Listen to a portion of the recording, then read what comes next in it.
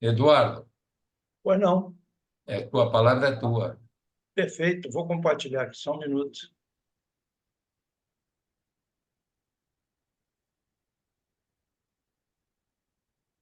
Vocês devem estar me vendo aí. Alguma coisa, não Ó, estão? Tá certo. Só um minuto, então. Estou aqui. Está Isso. vendo sim, só não está no ele já modo está colocando apresentação. Vou fazer o tema agora. aí. Pronto. Está aí, não Isso, está? tá, ó. Centro Ótimo. Espírita Amor, Coração Caridade do e Heitor, Esperança. metade Modo, eterna. É isso aí. modo apresentação. O tema do estudo hoje é um tema que eu venho até repetindo nas palestras. Eu tenho feito muitas palestras à tarde, né, na terça-feira, que é o horário que eu posso, e tenho falado muito de relações no além-túmulo. Hoje acrescentou um tema novo, que é metades eternas. Eu acho que aqueles que estão esperando seus grandes amores, é melhor esperar pelos príncipes encantados ou princesas, porque metades eternas vai ser mais difícil, tá? Mas nós vamos conversar sobre esses dois assuntos e vamos ver vamos aprender mais um pouquinho através da nossa doutrina. Eu trouxe nesse início, nessa introdução, um livro muito interessante que eu sugiro a todos, se tiverem oportunidade, a lerem, porque a médium que escreveu, Ivone Pereira, isso é um cartão de visitas, né? Livro Recordações da Mediunidade, em que eu peguei um trechinho para falar sobre as relações mediúnicas. Nenhum espírita atento aos deveres do estudo doutrinário e da observação da inconsequente desconhece que a sociedade do além-túmulo e a sociedade terrestre são a mesma coisa. Isso é uma informação, uma afirmativa importante, né? Nós, espíritos, temos certeza disso, porque diuturnamente a gente tem conversa sobre isso, a gente tem estudos sobre isso, mas a nossa sociedade, na maioria das suas pessoas, desconhece isso. Tá? Para elas, a sociedade espírita, entre aspas, a que já morreu, ela não existe para alguns. Para outros, eu não entendo muito bem, né? E para outros, mete medo. E, na verdade, para esses todos que eu citei, na maioria dos casos, só a sociedade terrestre pontifica. E diz mais a autora, continuação uma da outra, essa sociedade, uma é continuação da outra, lógico, a gente vem de lá, passa na terrestre e volta para lá. Continuação uma da outra, em fases diferentes, apenas com a dificuldade de uma ser invisível e até ignorada pela outra. Ignorada eu já comentei desde o princípio. Invisível, também nós sabemos que a sociedade de espíritos é invisível, o espírito desencarnado é invisível para nós.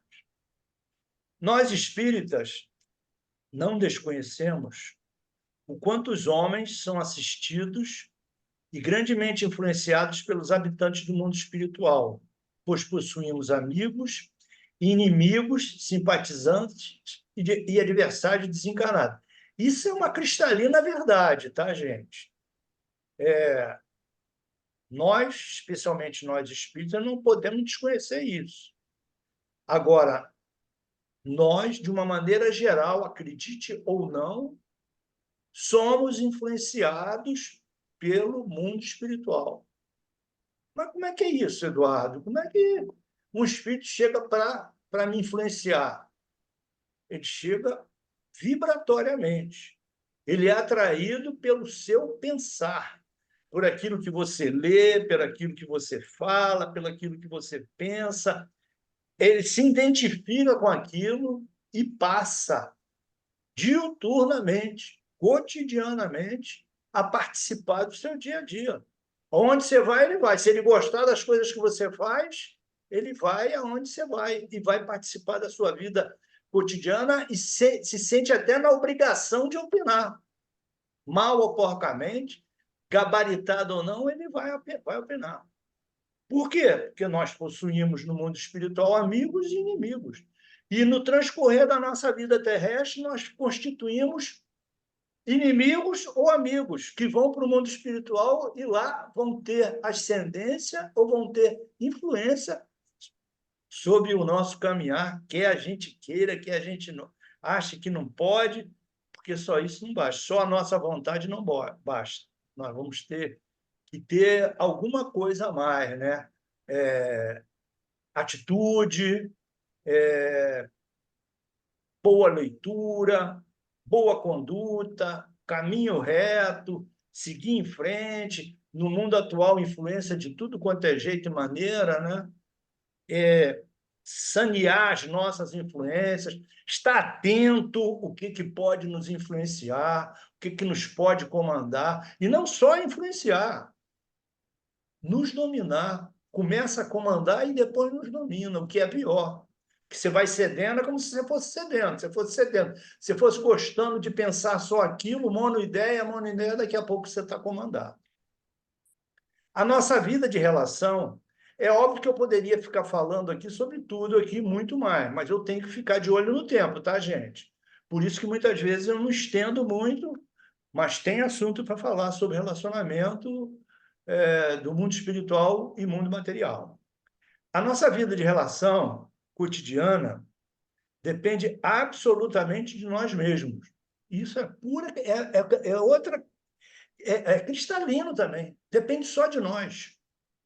Não depende de ninguém. Depende de nós mesmos, do estado sadio ou precário da nossa mente, conforme os atos diários que praticamos. Vou seguir. Relações do além-túmulo.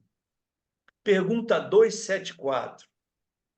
Da existência de diferentes ordens de espíritos, que a gente sabe que tem uma pleiade incomensuráveis de personalidades no mundo encarnado, que vão para o mundo espiritual e que de lá vêm.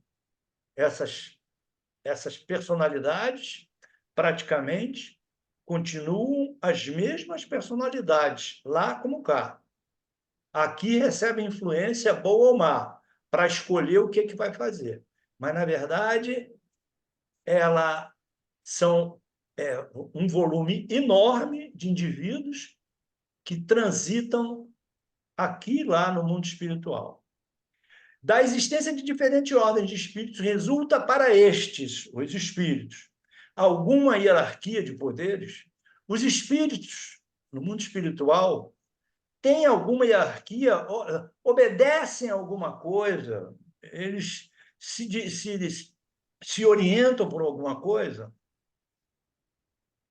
muito grande. E tem uma hierarquia muito grande, existe uma hierarquia.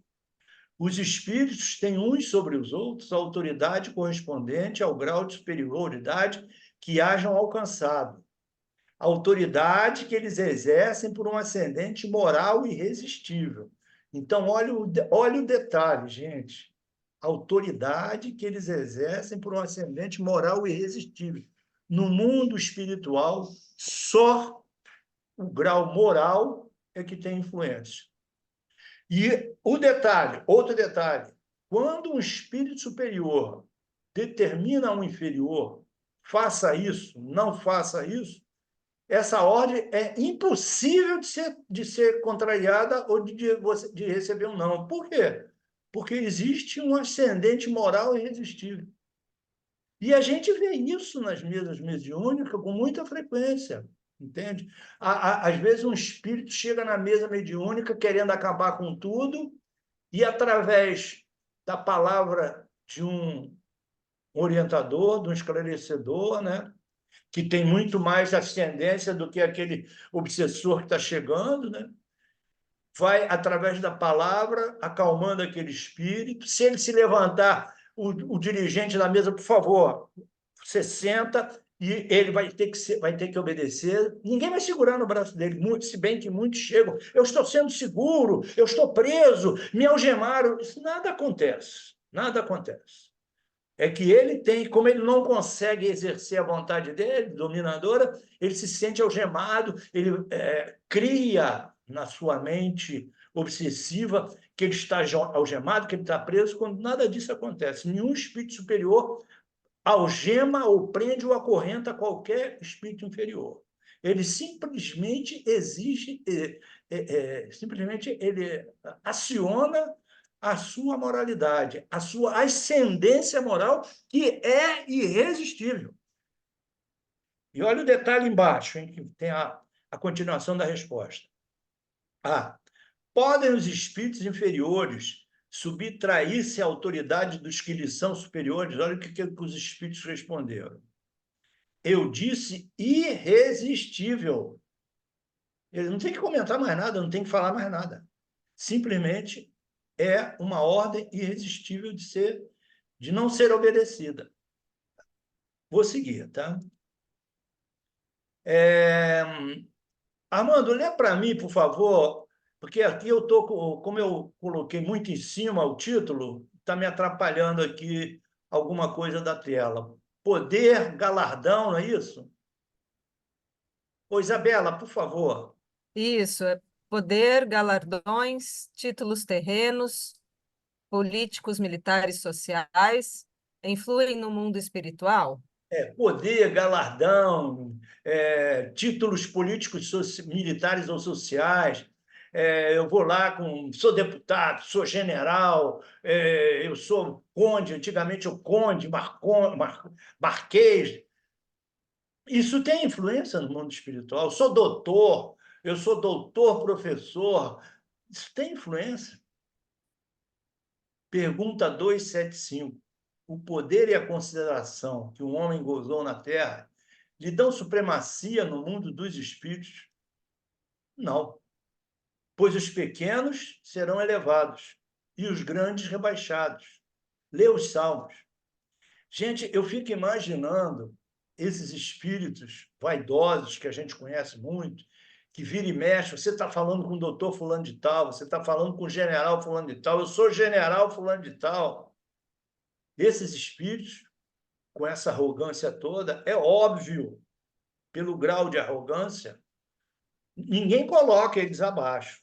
A vibração é que coloca ele para baixo. A própria vibração dele, mental, coloca ele para baixo. Então, eles, quando adentram no mundo espiritual, eles estão rasteirinhos. Então, nós já tivemos manifestações de general na minha mesa mediúnica, que o cara estava querendo fazer o maior estardalhaço porque ele não aceitava, porque ele era um general e ele queria ser atendido rapidamente e colocaram ele na fila de atendimento, porque ele estava acostumado aqui na Terra a ser atendido rapidamente quando apresentava a carteirinha ou estava fardado. E cai no mundo espiritual, isso aí não funciona nada. Você pode se apresentar fardado de general, que você vai para o fim da fila ou vai para o lugar de atendimento que você merece naquele momento.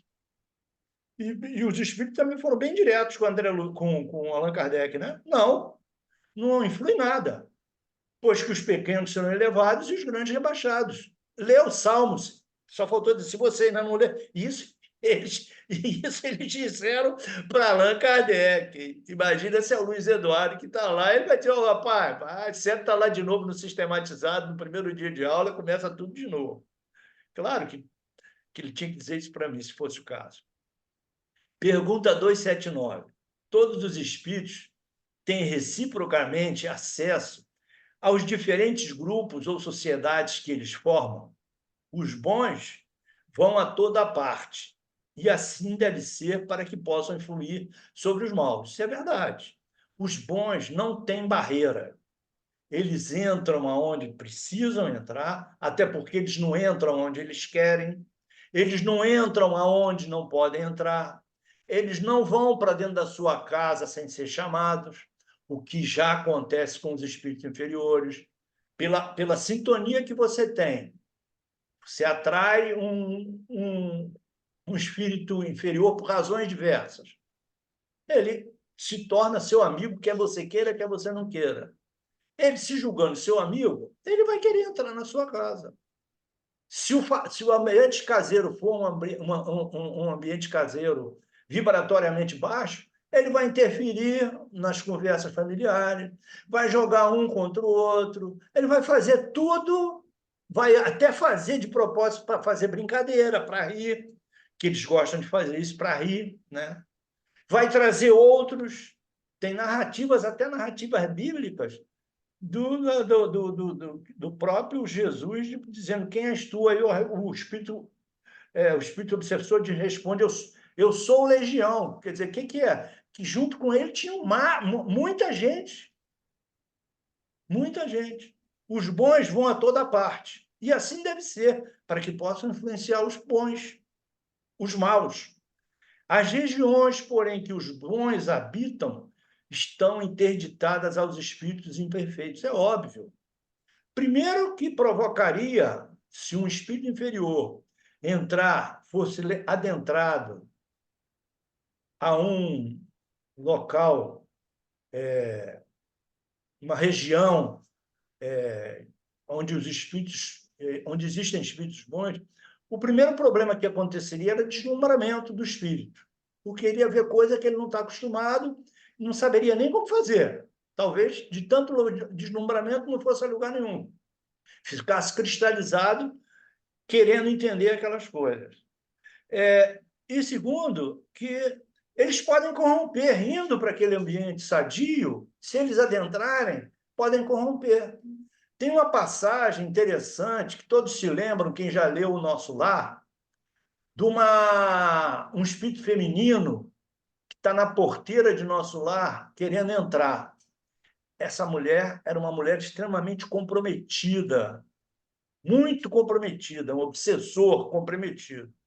E ela e ela toda cheia, carinhosa, não, porque eu estou aqui, eu preciso de apoio, eu preciso de comida.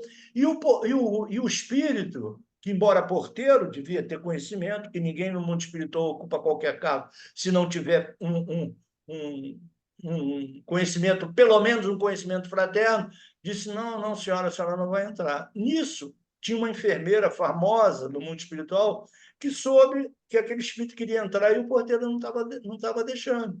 Aí ela pega André Luiz, vai com outro. Mas peraí, não vai deixar a pessoa lá na rua dizendo que não pode entrar? O lugar dela é aqui. Aí ela vai lá, tenta ver, fala com o porteiro, né? Aí o porteiro diz para ela o seguinte, olha só, eu não deixei entrar, tenho ordem para não deixar entrar. Se você, minha irmã, dizendo para a enfermeira que era um espírito de nível, se você olhar para ela firmemente, você vai ver que o perispírito dela tem 72 manchinhas vermelhas. Cada manchinha vermelha dessa foi um aborto que ela provocou. Essa mulher é uma aborteira. Então, vocês vejam que esse espírito ele não poderia adentrar ao nosso lar, porque ele vai criar problema. Ele ainda não está no nível de acolher as informações, as orientações, os ensinamentos. Ele não está no nível ainda. Ele tem que ficar rodeando, querendo entrar sorrateiramente, que é o que resta a ele, porque ele não se arrependeu do que fez, ele não se humanizou, ele não se fraternizou. Então, por isso que não é porque os espíritos, não, meu sossego está aqui, eu não quero que ninguém venha comprometer aqui o meu paraíso. Não é assim. A gente sabe que não é assim, gente. Não entra porque não pode entrar. Fator vibracional no mundo espiritual é muito importante. Ele, se entrar, ele vai trazer complicações para um lugar que não é para ter complicações. Por exemplo, um hospital. É para ter complicação? Não é para ter complicação. É para ser um lugar sereno, de atendimento fraterno, atendimento paciente. Um lugar.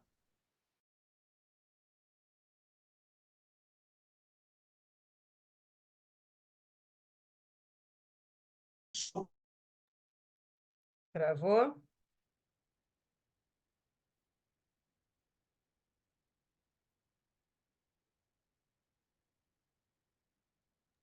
Eu estou te escutando, tá, Isabela? Acho que foi meu pai que caiu mesmo. Aí o som Isso que eu dele. eu acho que ele que... Por isso que eu perguntei. Vai Eu ser vou essa pegar o sua. celular e até ligar para ele, que se bobear ele nem se tocou. Vê Tá. aí que ele está. Caiu tanto sua mãe como ele estão sem vídeo aqui, então, para mim. Também.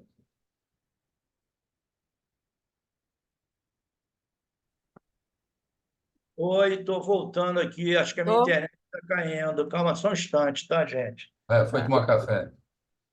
Isso acontece, né? Eu acho que acontece. Eu vou voltar para lá, vou fazer todo o procedimento que estava, tá? Um momentinho. Estou voltando, vou voltar para onde eu estava. Está no início aí. Poder Guardiães, Passa mais, influi. passa mais. Peraí, só um instante. Avança mais. Foi isso aqui que eu parei, né? Espírito inferior de comprar mal. Sim. Por que os espíritos inferiores se comprazem em nos induzir ao mal? Pelo despeito que lhes causa não terem merecido estar entre os bons. O desejo que neles predomina é o de impedirem o quanto possam que os espíritos ainda inexperientes alcancem o supremo bem. E isso acontece até no nosso meio material. Se vocês prestarem atenção, quanta gente diz para mim, não fica nisso não, isso aí não serve para nada. Se você diz que é espírito, o quê? Você é espírita?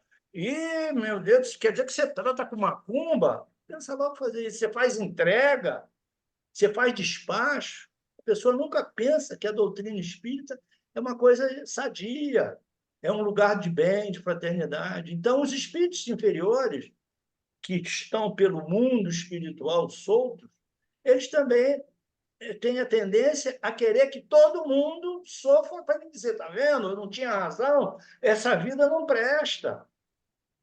Aí, entre essas pessoas que acolhem esses espíritos, se você observar na internet, a troca de informação entre um e outro nunca é coisa sadia. Sempre é desastre, sempre é armamento, sempre é morte.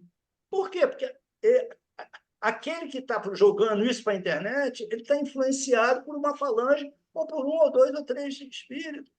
Por quê? Porque eles se interessam que aquela pessoa fique pensando aquilo, monoideia, só fique pensando aquele lado. E quando a visão do mundo não é unitária, é binária. Existe o mal e o bom. Se você quiser olhar para o outro lado, você vai ver quanta coisa linda. Começa pelo céu, que é azul, coisa linda, pelo mar, que é esverdeado. Então, mas interessa aqueles espíritos manterem você na coleira. Que coleira é essa? Coleira do domínio. Coleira do domínio mental. Querem que os outros experimentem as desilusões e os sabores, as dores morais que eles próprios experimentam. Eles não querem ver que existem coisas bonitas. É como o cara diz, o Rio de Janeiro agora é só assassinato, é só bandalheira, é só roubalheira. Não é. Existe um mundo de gente trabalhando para o bem. Existe gente fraterna. Existem médicos que atendem nos hospitais do estado, do município, para um salário de michuruca. Isso não é fraternidade? O cara poderia estar em um Copador da vida, poderia estar no pró-cardíaco, e às vezes está ali porque não tem tempo de estudar melhor mais, e está atendendo ali, está satisfeito da vida. O que é isso? Não é fraternidade? Isso é fraternidade, sim. Ele está deixando de ter o conforto para ele, para dar conforto aos outros. E aí vem uma pessoa e fica mandando mensaginha para lá e para cá, só do que o Rio de Janeiro e o Brasil têm de porcaria. Mas isso em todo lugar tem porcaria. Nos Estados Unidos, que todo mundo pega, por exemplo, os Estados Unidos é lindo. Não é. Não é. Você vê miséria na rua também. Você pega um ônibus no Texas, lá no confim do Texas, como nós pegamos, e o texano que estava no ônibus começou a olhar para a gente atravessado e perguntou para onde a gente era. Quando o Maurício disse que era da América do Sul, o cara torceu o nariz. Que isso? É racismo. Isso é maravilhoso? Ah, no Brasil é horrível. No Brasil falta isso, falta água, falta tudo isso a gente sabe que falta vergonha também. Mas não é por causa disso que eu vou maldizer. Paralelo a isso, paralelo a esse mundo que alguém quer que eu veja só esse, aí eu vejo só as coisas bonitas. A nossa casa mesmo, atendendo um monte de família, dando bolsa para te alimentar durante 15 dias. Uma vez eu perguntei a uma pessoa que frequentava a nossa... Essa bolsa que a gente dá, eu acho que não dá para quase nada. Dá para alguma coisa? Ela me falou, se a gente souber manejar, dá para 15 dias. Pô, isso não é bacana, gente? O que é bacana, então? Pô, a nossa casa faz uma força danada para fazer o troço certo, aí a pessoa diz: não, o Rio de Janeiro é uma porcaria. O Rio de Janeiro só tem bala. Não tem, não é só bala. Rio de Janeiro tem fraternidade na nossa casa de espírito. Na outra casa que eu faço palestra, o Allan Kardec, é a mesma coisa. Tem gente dando cobertor, tem gente dando arroz, tem gente dando feijão, tem uma fila danada. Mas isso não é bonito. O que é bonito, então? Então, aí querem que os outros experimentem as desilusões, os dissabores, as dores morais que eles próprios experimentam. Isto não se dá também entre os encarnados? Olha que os espíritos não lembraram. Aqui também, é o que eu disse no princípio, aqui também nós cansamos de ver isso. Simpatia e antipatia entre os espíritos. Pergunta 291. Além da simpatia geral, oriunda de semelhança que entre eles exista, votam os espíritos recíprocas afeições particulares, do mesmo modo que os homens. Todavia, mais forte é o laço que prende os espíritos uns aos outros quando carentes do corpo material, porque então esse laço não se acha exposto às vicissitudes das paixões. É óbvio também, gente, à medida que a gente estuda a doutrina, a gente vai entendendo que o laço espiritual é muito mais forte do que o laço encarnado. Por quê? Porque o laço encarnado está envolvido por dinheiro, está envolvido por interesse sexual, está interesse de trabalho, está envolvido por aparência, está envolvido por conforto. E no mundo espiritual, por dinheiro, que é a moto, dizem até que é a mola que move o mundo, né? No mundo espiritual não tem isso. Você é o que é. Ponto. Você não vai vestir uma roupa melhor, porque aquela roupa vai ser fictícia, daqui a pouco você já não está conseguindo vesti-la, porque a sua mente não comporta aquela roupa que você quer, que está querendo aparecer. Então, a aparência no mundo espiritual não existe.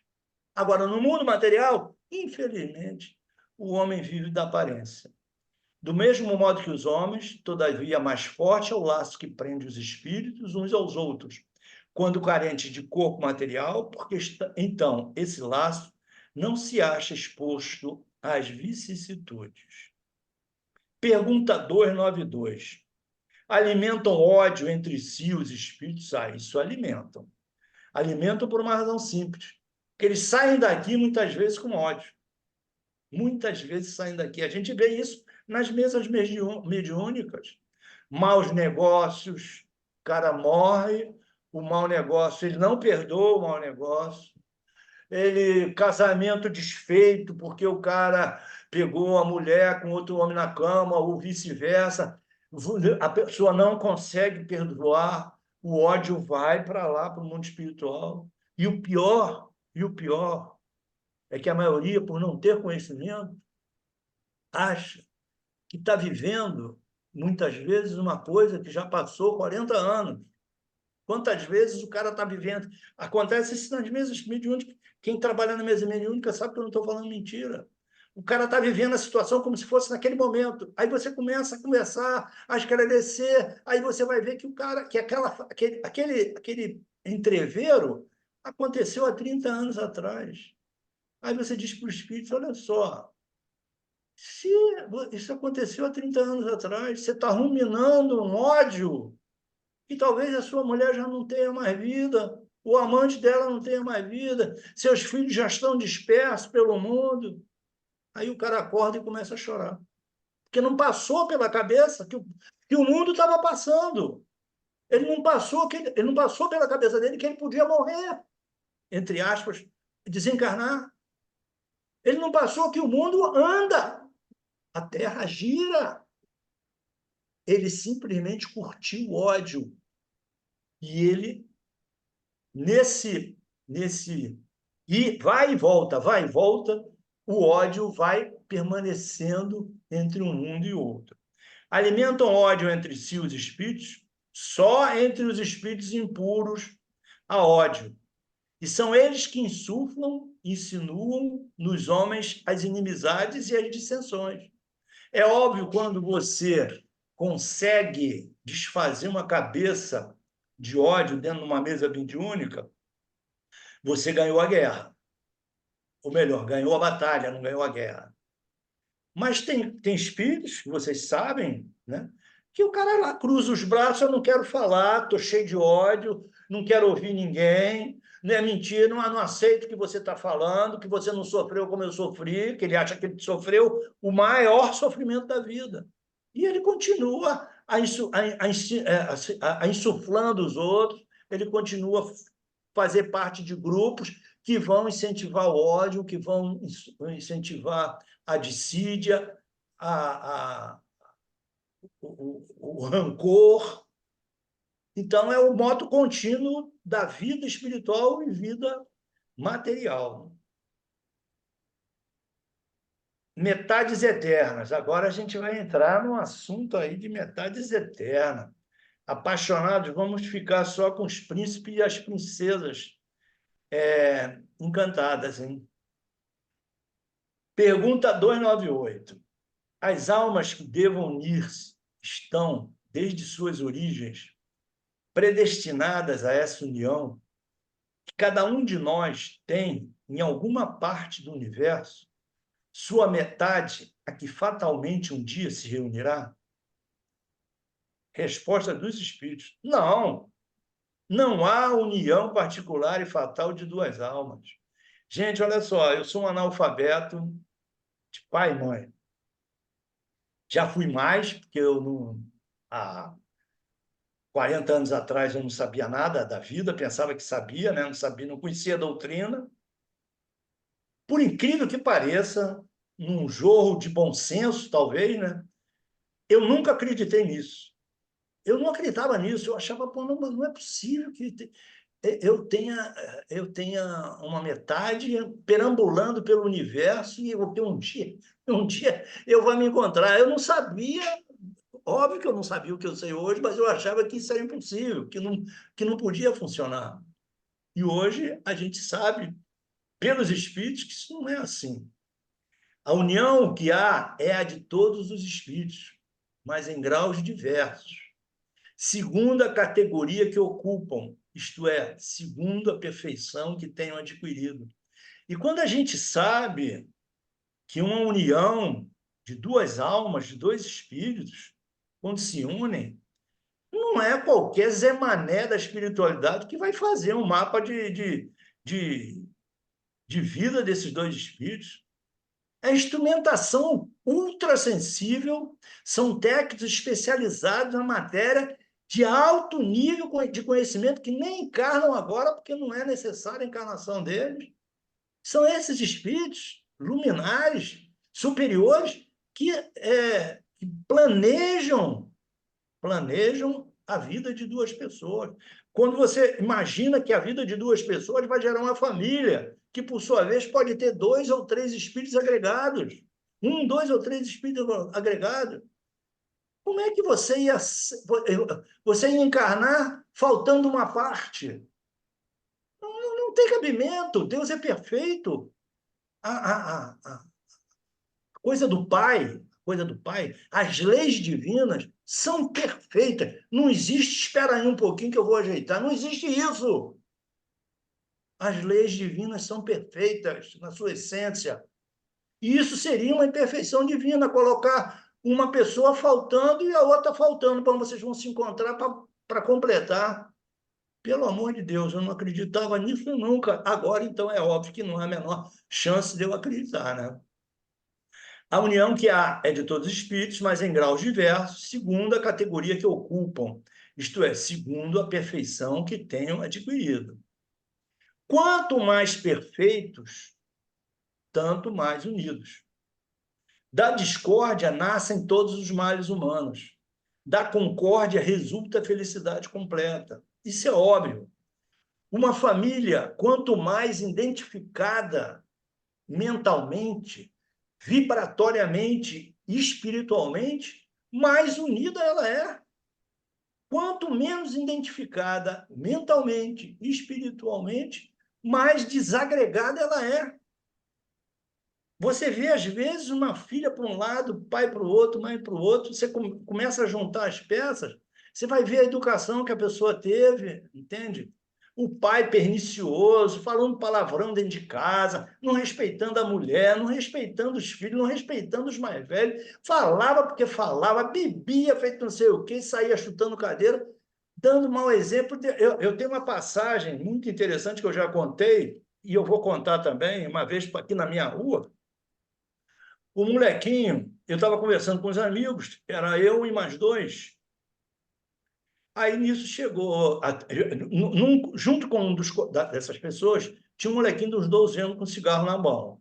Eu vi que ele estava com cigarro na mão, mas não falei nada, porque não tinha nada com isso, né? Sabia que ele era filho de determinada pessoa ali, que estava ali. Aí saiu assunto de fumo, não sei o quê, né? Aí entrou um cara novo, veio o cara, oh, vocês estão aqui, não sei o quê. Aí ele olhou para o garoto, acho que ele tinha mais intimidade que eu, ele falou para o cara, e teu filho fuma, é? Aí o pai do moleque chegou e respondeu assim, eu já falei para ele que fumo faz mal. O moleque disse na lapa, pai, você fuma também? Quer dizer, a pessoa não dá exemplo e depois está cobrando como? Você só pode cobrar, gente, se você der o exemplo. Você não pode cobrar de uma pessoa se você não dá exemplo de moral, de ordem, de disciplina. Não é aquela disciplina que acorrenta a pessoa, não é isso. Isso não é disciplina. Não é aquela moralidade que qualquer coisa que o cara faça, olha, Deus vai te castigar. Deus não castiga ninguém, não é essa moral que eu quero criar. Eu quero criar a moral responsável, aquela que o filho sabe que não é para fazer porque é um caminho errado. Aquilo não é fraterno.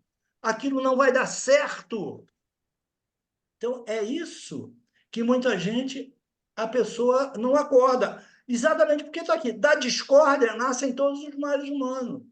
Se você alimenta uma discórdia dentro de casa, se você alimenta uma discórdia, seja política, seja clubística, seja partidária, se você alimenta, né, em vez de conviver significa o seguinte, suportar a individualidade daquela pessoa que está em choque com você.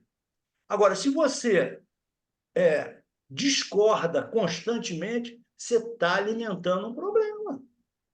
Você está alimentando, você está entrando em choque com aquele problema. E cada vez que passar, como você não age fraternamente, cada vez que passar, aquele espírito vai se distanciar. E isso, se for um filho, se for uma filha, quando você olhar, sua família não está unida. Não está unida. Numa hora de uma doença como agora, que a Celina não pode mais se locomover para cima e para baixo, eu vejo minha família toda em torno de nós. Estou trazendo uma coisa particular, mas é bom para todos. Eu vejo minha família toda em torno de nós. Significa o quê? Que a minha família é uma família fraterna. Eu respeitei os pontos de vista. Eu aceitei a diferença de personalidade. Eu não quis entrar em choque com ninguém, como hoje, então, não quero entrar em choque com ninguém. A gente pode viver no mesmo lugar sem entrar em choque. Eu posso viver em concórdia com os espíritos que estão à minha volta. Eu tenho que ser tolerante. Claro que eu tenho que ser tolerante. Se eu for irracível, vou dar murro na mesa. Mas também não vou resolver nada. Vamos seguir. Significado da expressão metades eternas. Pergunta 299. Em que sentido se deve entender a palavra metade, de que alguns espíritos se servem para designar os espíritos simpáticos. A expressão é inexata. Se um espírito, está faltando um S aqui em espírito, se um espírito fosse a metade de outro, separados os dois estariam ambos incompletos. Isso na minha cabeça infantil de 30, 40, 50 anos atrás, eu já sentia isso. Pergunta 301. Dois espíritos simpáticos são complemento um do outro ou a simpatia entre eles existente resultado de identidade perfeita? A simpatia que atrai um espírito para outro resulta da perfeita concordância de seus pendores extintos. Se um tivesse que completar o outro, perderia a sua individualidade. Isso é outra coisa. Se eu tivesse que completar alguém, eu estou perdendo a minha individualidade. E o outro não tem. A individualidade dele não está completa, porque ele está precisando que eu complete alguma coisa. O que existe na vida é aprendizado. Para isso, o livre-arbítrio. O livre-arbítrio é para você só fazer o errado e dizer, eu não estou fazendo o meu livre-arbítrio. Não é assim. O livre-arbítrio é para você fazer o certo, para você ter discernimento. Não, isso aqui é errado, eu não vou fazer. Eu não vou fazer porque eu não quero. Eu quero viver concorde com meus familiares, com meus amigos. Eu quero ter amigos que me respeitam. Porque senão vai acontecer o do moleque. O cara vai querer dar uma lição no moleque de que ele está fumando, que eu já falei para ele não fumar, e o cara vai dizer, não, mas você fuma também? Como é que eu vou dizer para um filho, olha, não faça isso se eu faço? Se eu sou o primeiro a fazer? Palavra de Kardec. Estou acabando, tá, gente? Estamos em cima do laço já. Vou acabar dentro do tempo, praticamente. A teoria das metades eternas encerra, deixa eu tirar aqui o negocinho, encerra uma simples figura representativa da união de dois espíritos simpáticos.